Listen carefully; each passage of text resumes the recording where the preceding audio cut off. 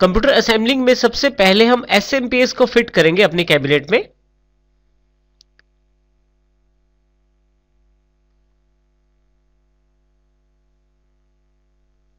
देखिए काफी सारे कनेक्टर हमारे पास अवेलेबल हैं SMPS में, जिनका प्रयोग हम मदरबोर्ड या अन्य कंपोनेंट्स को पावर देने के लिए करेंगे।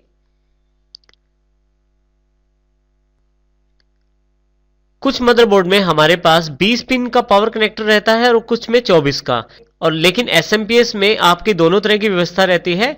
यदि आपके पास 20 पिन का पावर कनेक्टर मदरबोर्ड में अवेलेबल है तो आप इसको अकेले इस पार्ट को आप अपने मदरबोर्ड में जोड़ सकते हैं, परंतु यदि 24 पिन का कनेक्टर अवेलेबल है तो आपके पास 4 पिन का एक्स्ट्रा कनेक्टर दिया जाता है, जिसको आप 20 पिन के कनेक्टर के साथ जोड़कर 24 पिन का कनेक्टर बना सकते हैं और मदरबोर्ड को सप्लाई दे सकते हैं।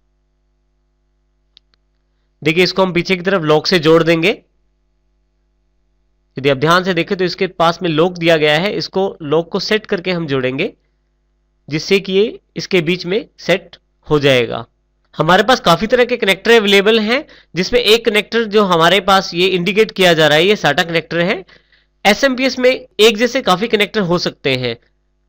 अलग अलग पेरिफेरल्स को या अलग अलग कंपोनेंट्स को पावर देने के लिए एक SMPS में काफी सारे कनेक्टर्स अवेलेबल रहते हैं, जैसे कि ये हमारे पास SATA power cable connector available है, जिसका प्रयोग SATA डिवाइसेस को पावर देने के लिए किया जाता है।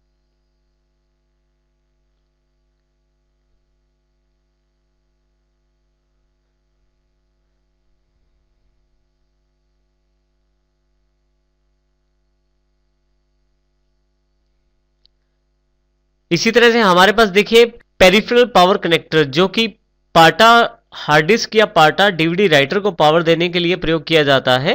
ये भी हमारे पास काफी सारे अवेलेबल होते हैं एक SMPS में। CPU को सप्लाई देने के लिए जो 12 वोल्ट का कनेक्टर अलग से मदरबोर्ड में लगाया जाता है, वो भी हमारे पास यहाँ अवेलेबल है। ये देखिए इसके साइड पे लॉक दिया गया है, जो हमारे मदरबोर्ड में दिए गए कनेक्टर के साथ फिट हो जाएगा। देखिए SMPS के पिछली तरफ यहाँ पे कितनी इनपुट सप्लाई इस SMPS को दी जानी चाहिए उसकी जानकारी दी गई है। फैन अवेलेबल है और इसके अतिरिक्त ये एक लेबल दिया जाता है, जिसमें अलग अलग वोल्टेजेस की जानकारी अवेलेबल रहती है आपके SMPS के बारे में। देखिए यहां हमारे पास 4 होल अवेलेबल रहते हैं SMPS में भी और कैबिनेट में भी। 1 2 3 इस तरफ, 4 यहां पे। इसी तरह से कैबिनेट के पीछे वाली साइड भी 4 होल अवेलेबल रहते हैं, जिसमें हम इस SMPS को सेट करके स्क्रू टाइट कर सकते हैं।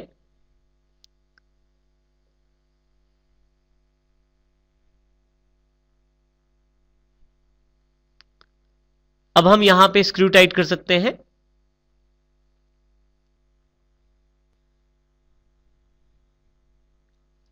इसमें हम मोटे स्क्रूज का प्रयोग करते हैं। मोटे स्क्रूज आपको जो हमारे पास कैबिनेट में पैकेट अवेलेबल था उसमें पहले से अवेलेबल रहते हैं। उनमें से मोटे स्क्रू जो इसके साइज के हैं उनको हम इसके साथ फिट करते हैं। आप चारों स्क्रूज को बारी बारी से टाइट कर दीजिए।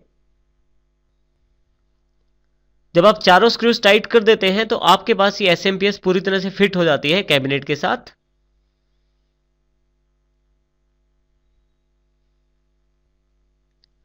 देखिए आपके पास SMPS पूरी तरह से फिट हो गई है। ये सभी केबल SMPS की हैं। इसके अतिरिक्त कैबिनेट में पहले से काफी सारी केबल्स अवेलेबल रहती हैं। इन केबल्स को मदरबोर्ड के साथ कुछ कनेक्टर्स जोड़ने के लिए प्रयोग किया जाता है। देखिए सबसे पहले हमारे पास ऑडियो कनेक्टर अवेलेबल है।